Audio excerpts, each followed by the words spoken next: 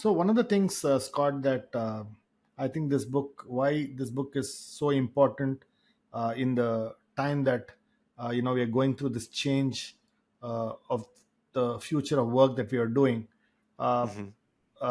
what I believe is happening, the transformation that's happening today, is we were a craft-based world before industrialization took over, Hmm. right? Uh, then when knowledge work started, I think that's where we started our conversation. Yeah. Craft is becoming more and more important, right? Because now, if in fact you talk about this whole thing of saying that, distributed, mastery is Right. becoming important for problem solving, right? So Hmm. therefore, when I'm going to be working with multiple number of people, with multiple collaborators, the fact that I'll collaborate with somebody who is an expert, who has a mastery in that particular area, is what I would probably seek out. And therefore, do you believe that individuals who actually finish their degrees, go into work, the need for actually building the craft is becoming more and more important, and therefore the application of this continuous repetitive learning, the fact that I need to use my intuition. You talk about examples of Da Vinci, really looking at how paintings get done by copying first, and then quality is Yeah. more important than quantity. So some of these principles, do you think, are going to get back to work? Okay, because earlier, I think, in the Hmm. last 100 years, it was all about, give me lots of cars, just get mass Yeah. Yeah. produce them and send it to me. But now it's all about mass personalization and customization, which means that I need to be good in my craft, and therefore the need for mastery is becoming more and more important at workplace, rather than just being performance led. Would you agree with that Right. statement? I mean, I think if you look at the overall trend of work over what you were saying, like the last 150 years or so, it definitely has some of these features that the economy before mass production, before really industrialization had spread throughout all the industries, was highly skilled. I mean, most people who were in the artisanal class, you needed to learn a fairly complex and cognitively demanding skill in order to produce the work.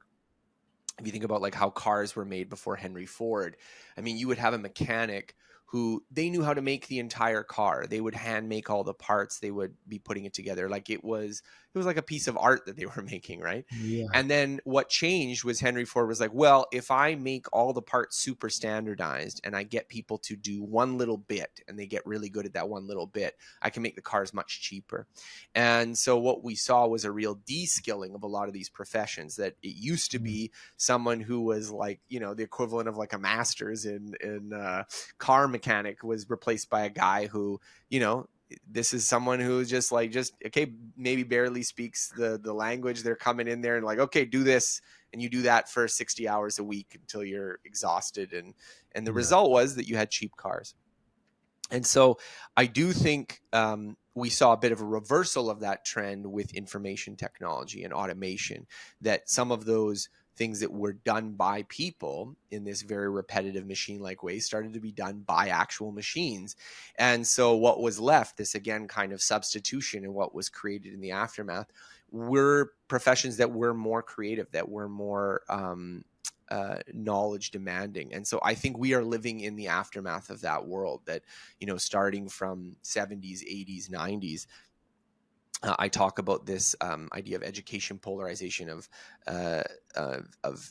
income inequality polarization, where the trend in the United States, at least, is because of things like not only automation but also outsourcing and this kind of stuff, that you see a real growth in inequality at the top end and a compression at the bottom, which is sort of consonant with this idea that these middle class factory jobs just kind of evaporated, and either you became a coder who was making six figures at Silicon Valley, or you worked the drive-through window at a restaurant and took orders and got paid minimum wage. And I mean, that's an extreme idea, but it is reflective of the fact that we used to have a lot of professions that were medium skilled that required a little bit of training, but not that much, and could be done relatively repetitively, that, we can just get computers to do them now.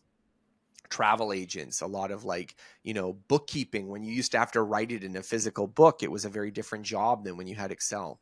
And so I think there is a real question about how much this trend is going to continue. I tend to think that it probably will continue. I know there's some people who think we're maybe on the cusp of a new industrial revolution of de-skilling because of these large language models, and they can point to some evidence in their favor. But I tend to think that this trend is broadly just because the kinds of things that we get people to do, it's easier to automate the things that are simpler. And so you kind of just, as technology develops, you get into a zone where it used to be people doing everything, and then it was machines doing just kind of like the very, very simplest parts, and then the more complicated skills. And so as we move up and up, I think the role of people is going to increase. We're going to be increasingly having people not just do technical skills, but you're going to be need the soft skills. You're going to need the people skills of being able to put together these automated systems and link it all together. So I tend to think that more skill, more knowledge, more education, I think that trend is going to continue, but we'll see.